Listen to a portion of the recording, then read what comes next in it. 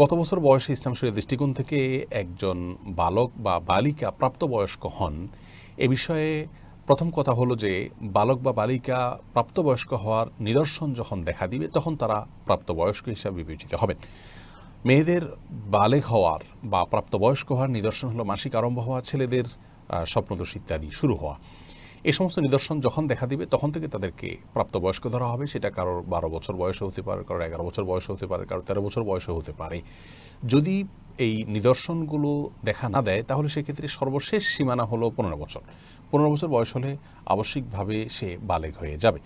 তাহলে প্রাপ্তবয়স্ক হওয়াটা মূলত বয়সের সাথে সংশ্লিষ্ট বিষয় নয়, বরং এর সম্পর্ক হলো বালেগ হওয়ার যে নিদর্শন আছে সেটি দেখা গেছে কিনা, মেয়েদের মাসিক আরম্ভ হয়েছে কিনা, ছেলেদের স্বপ্নদোষ হয়েছে কিনা।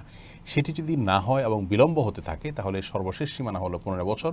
15 বছর বয়স হয়ে গেলে তাকে প্রাপ্তবয়স্ক তথা বালেগ ধরা হবে এবং এরপর থেকে নামাজ রোজা সহ ইসলামী শরীয়তের সমস্ত বিধিবিধান তার উপরে প্রযোজ্য হবে।